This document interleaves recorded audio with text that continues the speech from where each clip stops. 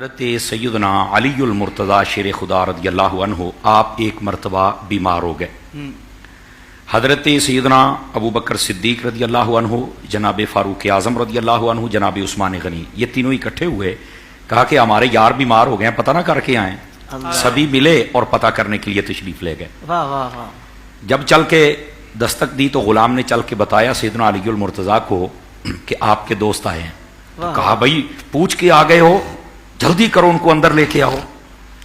یہ تینوں حضرات مقدس ہستیاں مولا علی کے پاس جمع ہوئے تو 4 یار بن گئے ماشاءاللہ۔ اب جب وہاں تشریف فرما ہوئے تو آپ نے اپنے غلام سے کہا بھائی جلدی کر، میرے مہمان بڑے خاص آئے ہیں، ان کے لیے کوئی کھانے کا اہتمام کر، جو بھی ہے لے آ۔ اس وقت گھر کے اندر شہد موجود تھا اور وہ بھی تھوڑا سا تھا، ایک پلیٹ کے اندر، سفید رنگ کی وہ پلیٹ تھی، اس کے اندر وہ شہد تھا۔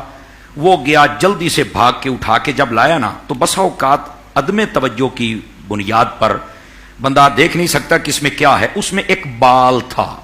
اس نے جب سامنے رکھ دیا نا تو تب اس کی نظر پڑی کہ یار شہد میں تو ایک بال ہے، تو یہ کیا بنا؟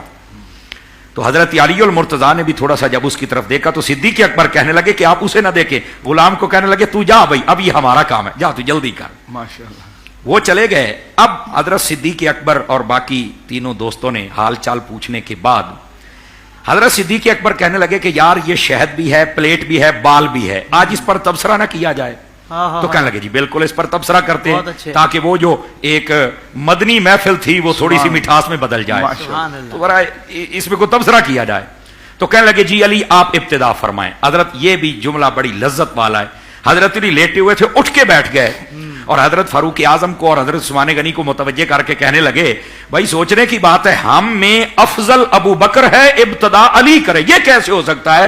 افضل ابو بکر ہے تو ابتدا بھی ابو بکر ہی کرے، تو مسئلہ بھی حل ہو گیا۔ آپ سے کہا کہ آپ ابتدا کریں، باقی نے بھی کہا کہ آپ ابتدا کریں۔ سیدنا ابو بکر صدیق رضی اللہ عنہ آپ نے فرمایا ٹھیک ہے، اگر آپ کہتے ہیں تو میں بات کو چلاتا ہوں۔ آپ نے فرمایا کہ یہ برتن یقیناً بہت خوبصورت ہے اور شہد بہت میٹھا ہے، اور یہ جو بال ہے یہ یقیناً ایک باریک چیز ہے۔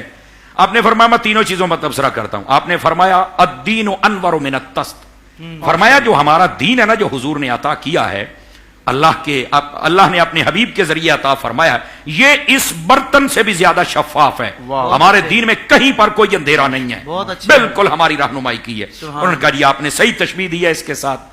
فرمایا وَذِكْرُ اللَّهِ أَحْلَى مِنَ الْعَسْلِ، فرمایا جو اللہ کا ذکر ہے نا وہ شہد سے بھی میٹھا ہے، اگر کسی کو اس کی لذت لگ جائے۔ اب وہ حضرت شاہ صاحب والی بات ہے کہ اللہ کے ولی ہیں، صوفی ہیں، اور سب کے ولی ہیں، امام الاولیاء اس امت کے ہیں، اسی لیے تو ذکر اللہ کی فضیلت کو بیان کر رہے ہیں کہ وہ شہد سے بھی زیادہ مٹھاس رکھتی ہے۔ انہوں نے کہا یہ بھی آپ کی تشبیہ بالکل درست ہے۔ اب رہ گیا تھا بال۔ فرمایا وَالشَّرِيعَةُ أَدَقُّ مِنَ الشَّعْرِ، ہماری جو شریعت ہے نا، فرمایا بسا اوقات ایسا موڑ آ جاتا ہے، ایسا مسئلہ آ جاتا ہے کہ بال سے بھی زیادہ باریکی وہاں پہ آ جاتا ہے۔ اور ان کا جی بڑی کمال کی آپ نے تشبیہات بیان فرمائی ہیں۔ اب باری آ گئی حضرت فاروق اعظم کی، ان کی محبت بھی دیکھیں، محفل بھی دیکھیں اور گفتگو بھی دیکھیں۔ اچھا، حضرت فاروق اعظم رضی اللہ تعالیٰ عنہ آپ سے کہا کہ آپ تبصرہ فرمائیں۔ انہوں نے کہا ٹھیک ہے۔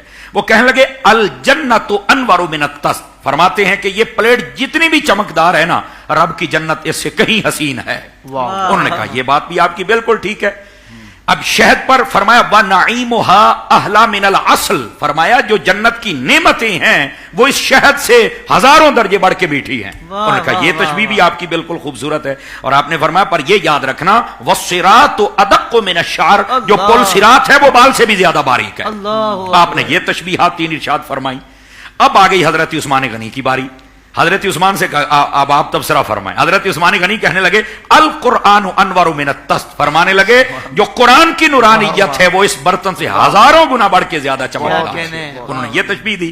فرمایا کہ وَتِلَاوَتُهُ أَحْلَى مِنَ الْعَسْلِ، فرمایا قرآن کی تلاوت میں وہ لذت ہے کہ اس شہد میں بھی وہ لذت نہیں جو تلاوت میں لذت ہے۔ انہوں نے یہ شہد کے ساتھ تشبیہ دی۔ اور اس کے بعد فرمایا کہ وَتَفْسِيرُهُ أَدَقُّ مِنَ الشَّعْرِ، فرمایا قرآن کی تفسیر میں کچھ ایسے موقع آ جاتے ہیں بال سے بھی زیادہ باریک تفسیر کرنی پڑتی ہے، اور یہ ہر بندے کے بس کی بات نہیں ہے۔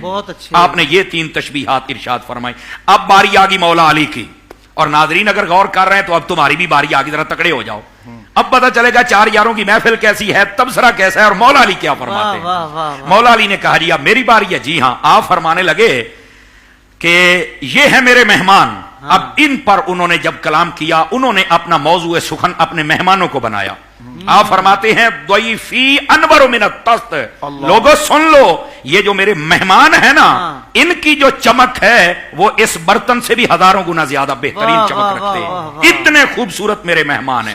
اور فرمایا وَكَلَامُهُمْ أَحْلَى مِنَ الْعَسَلِ، یہ جو میرے مہمان ہیں نا، یہ جو میرے دوست ہیں، ان کا کلام شہد سے بھی زیادہ میٹھا ہوتا ہے۔ یہ مولا علی تبصرہ فرما رہے ہیں، اور یہ ان کی میٹھی محفل ہے، اور یہ ان کی گفتگو، یہ ان کا پیار ہے۔ اور اس کے بعد فرمایا وَقَلْبُ ضَيْفِي أَدَقُّ مِنَ الشَّعْرِ، فرمایا ہمارے یہ جو دوست اور مہمان بیٹھے ہیں، ان کا جو دل ہے وہ اتنا باریک کہ کوئی ایک چھوٹا سا ذرہ بھی برائی کا آ جائے تو اسے قبول نہیں فرماتے، ہمیشہ حق کو ہی قبول فرماتے ہیں۔ میں نے یہاں پر تفسیری ترجمہ کر دیا ہے۔ مولا علی نے اپنے مہمانوں پر بھی مور لگا دی کہ یہ کتنے عظیم ہیں، کتنے چمکدار اور نورانی ہیں، کلام پر بھی مور لگا دی، اور یہ بھی بتا دیا کہ ان کے دل کے اندر ذرہ برابر بھی کوئی میل نہیں ہے، یہ ستھرے دلوں کے رہنے والے ہیں۔